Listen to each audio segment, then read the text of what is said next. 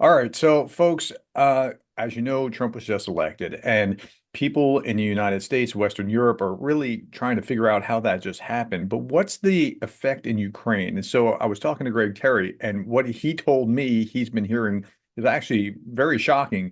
And so he's going to be talking about this at greater length tomorrow, and I'll let you talk about that in just a second. But I wanted to hear a little bit right now. So we're just going to go like 10 minutes and just talk about what he's heard and so that you can get a sense of what's actually going on. So, Greg, thank you for joining me.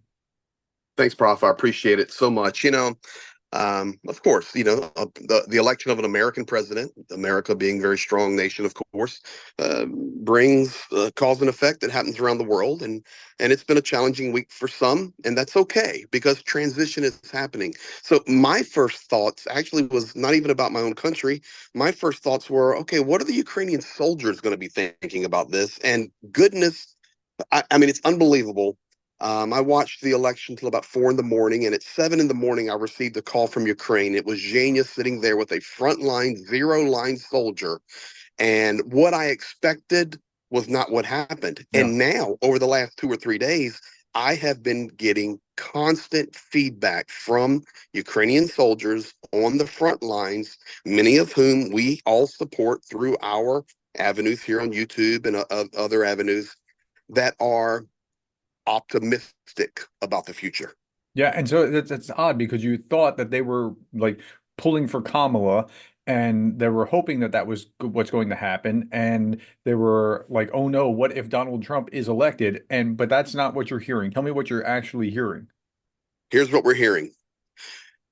There's so many rumors flying around and conjecture that Donald Trump would just freeze this war, end it, da da da. It's all over. We're going home. We lose everything.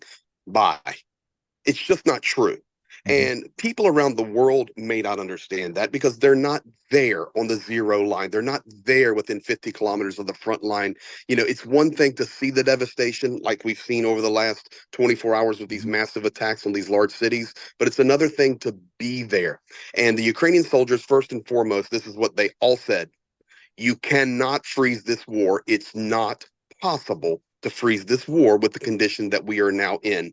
Russia has doubled down. They're rolling in. They are attacking us. It is an offensive. We have enemies of the United States that have been called the axis of evil, physically involved inside of our country. For Mhm. example, North Korea, Iran. They are here, and there is no way, as a Ukrainian soldier, that we even expect that it would be possible that we would wake up tomorrow morning, our commander comes to us and says, "Lay down your guns." Not going to happen. Mhm. That's their first thing, and it encourages them because I'm just going to be point blank and honest with you. They have not received the supply, not only from the United States, but also European nations, even back to the Czech Shell Initiative. Mhm. They have not received the promised supplies from foreign nations at the level that was promised and or expected. So for the Ukrainian soldiers, they are literally taking this as hopefully a turning point, and Yeah. what was meant to be maybe our destruction could really turn out to be the motivation for our victory.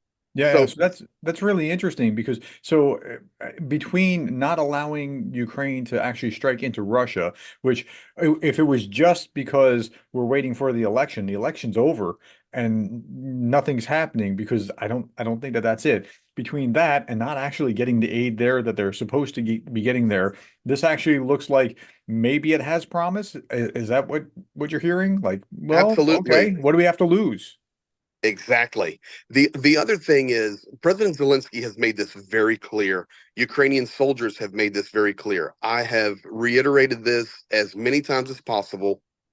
Ukraine will not give up. Yeah. Ukraine will not cede their land. I believe Ukrainians, that's the case. And so if they won't, then it would make uh, Trump look terrible if they won't and he doesn't support, right? So that becomes very problematic as well.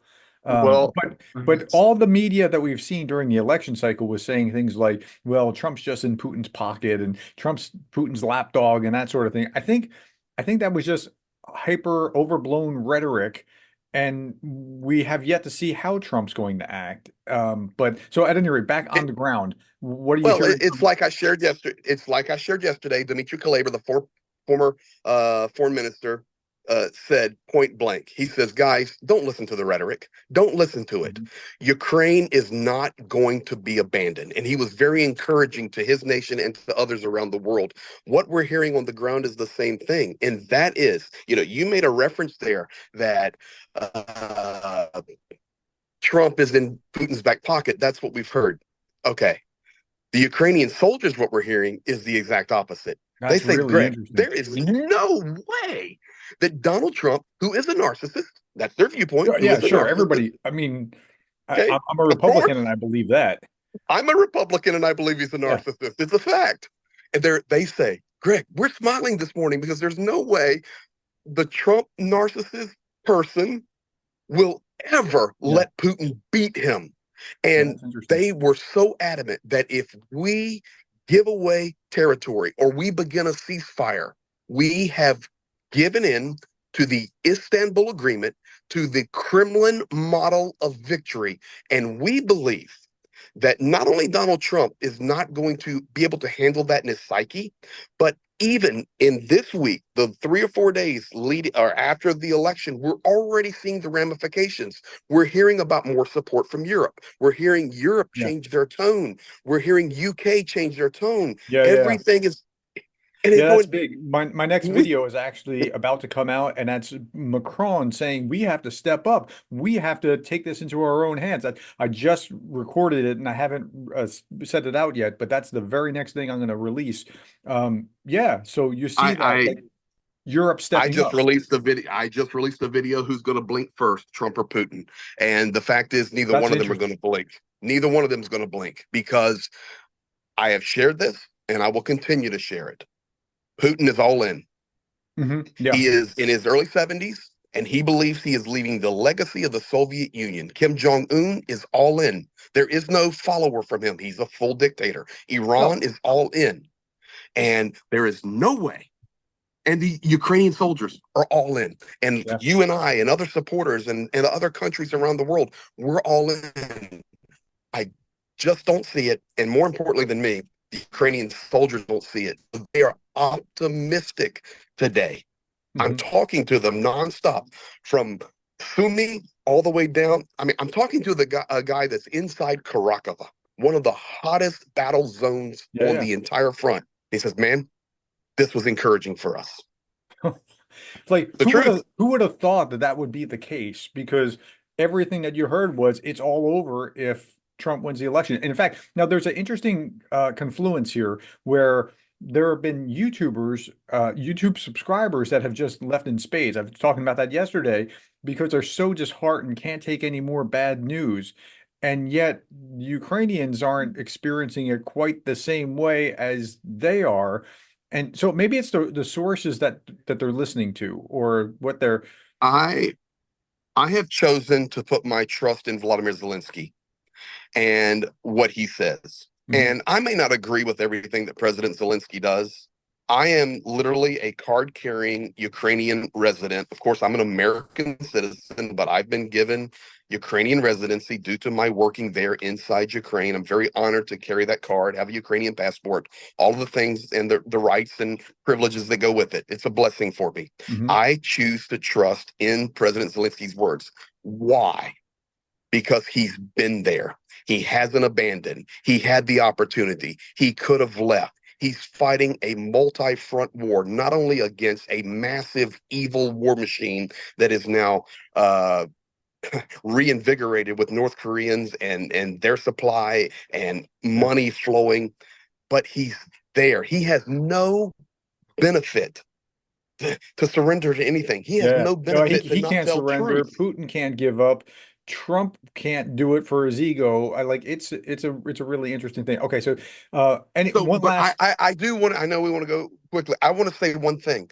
I understand why People, kind of wanted to turn this off, leave in droves, became hopeless. But as we stand here and continue to tell the truth and to share it, I believe not only are those that left going to come back and Yeah. support even stronger, I believe a stronger coalition of common folk like you and I around the world doing our part. I expect the tsunami and the tidal wave of support to come even stronger as the world is surprised. Surprised to hear Macron saying, let's build an army. Yeah. Surprised Yeah. to hear UK. No, we're still supporting you 100%. Go get it.